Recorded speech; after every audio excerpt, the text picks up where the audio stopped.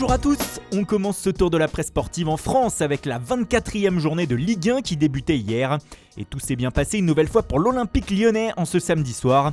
Victoire 3-0 contre Strasbourg et un Noël qui s'accroche à la première place comme l'écrit le Progrès.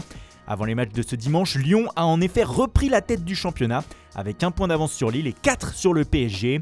Les Gones mettent donc la pression sur leurs deux concurrents dans la course au titre.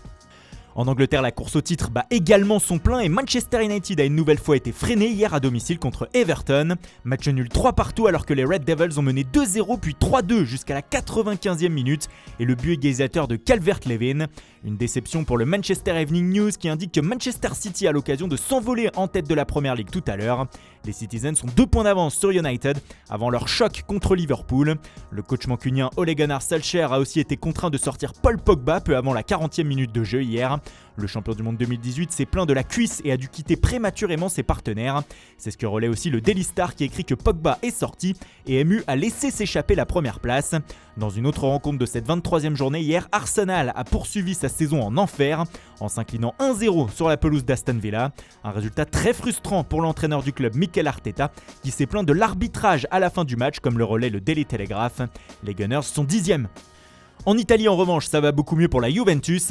La vieille dame a remporté le choc au sommet hier contre l'AS Roma 2-0 lors de la 21e journée de Serie A et s'est replacée à la 3e place du championnat à 5 points de l'Inter. Il ne s'arrête plus, s'exclame Tuttosport ce matin. Les Turinois en sont en effet à leur 6e victoire consécutive, toutes compétitions confondues. Une sacrée série rendue possible car la Juve a Cristiano dans son équipe, comme l'écrit le Corriere dello Sport. Celui qui a Cristiano gagne, s'enflamme le média. CR7 a hier ouvert le score inscrivant son 763e but en carrière. Cela valait bien la une de la Gazzetta dello Sport de ce dimanche. Cristiano le martien, comme l'appelle le média, tonne et la Juve gagne.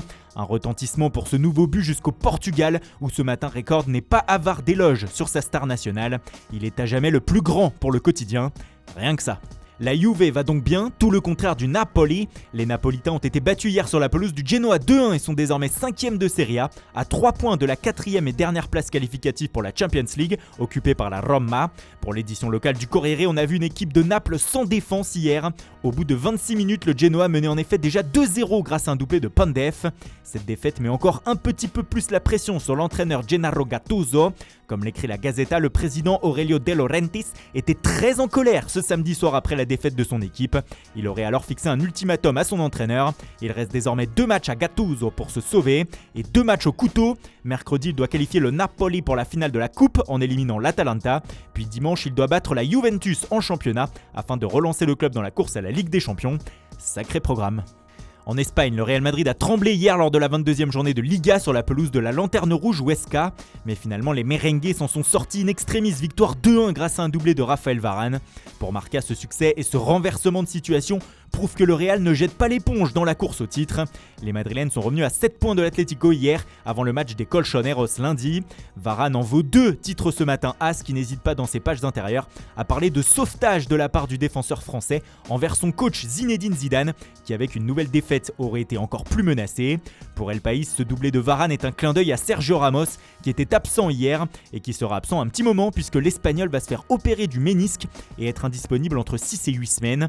Longue absence à prévoir aussi pour Lucas Ocampos, gravement blessé hier lors de la victoire du Sevilla FC contre Retafe 3-0. Les ligaments de la cheville pourraient être touchés pour l'Argentin, comme le rapporte Estadio Deportivo. Et on reste en Espagne pour terminer avec cet article d'El País sur Nabil Fekir. Ce soir, le Betis reçoit le FC Barcelone en Liga et les Sévillans comptent sur le français pour réussir un coup. Problème, le champion du monde 2018 ne marque plus dans le jeu, ce qui inquiète en Espagne. L'étrange disette devant le but de Fekir, écrit le média. L'ancien lyonnais n'a plus marqué hors pénalty depuis quasiment 1 an, c'était le 9 février 2020. Pourtant, il est un des joueurs de Liga qui se crée le plus d'occasions et de tirs derrière Messi et Benzema, mais la réussite le fuit. Allez, pour l'encourager, on peut dire que son dernier but dans le jeu était donc en février 2020 et c'était contre le FC Barcelone, l'adversaire du soir. Un clin d'œil du destin ? Voilà, c'est tout pour aujourd'hui. Merci pour votre fidélité, bonne journée à tous et rendez-vous dès demain matin pour une nouvelle revue de presse.